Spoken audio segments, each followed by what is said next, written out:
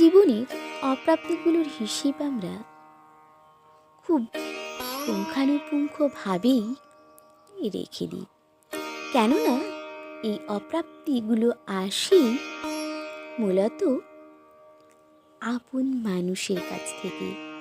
আপন কিংবা খুব কাছের মানুষ ছাড়া কেউ কারো কাছে কখনোই কোনো প্রত্যাশা রাখে না।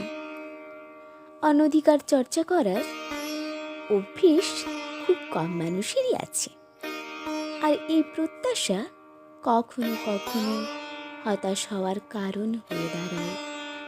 যে বা যারা আপনাকে বুঝবে না তারা আপনাকে হতাশ করবেই।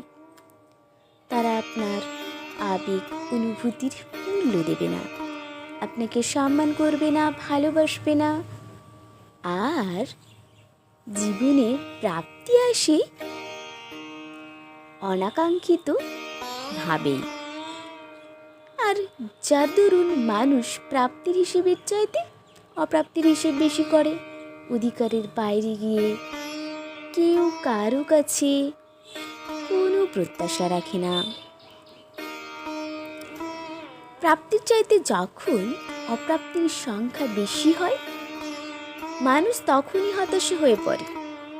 আর এই হতাশ কিন্তু আপন মানুষ কিংবা খুব কাছের মানুষগুলোই করে থাকে।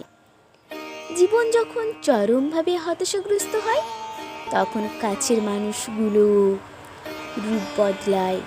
ধীরে ধীরে মানুষ যখন নিজেকে একা আবিষ্কার করে, তখন সে তার প্রাপ্তির হিসেব না কষে অপ্রাপ্তিগুলো নিয়ে দুঃখ আর আফসোস করে। ধন্যবাদ।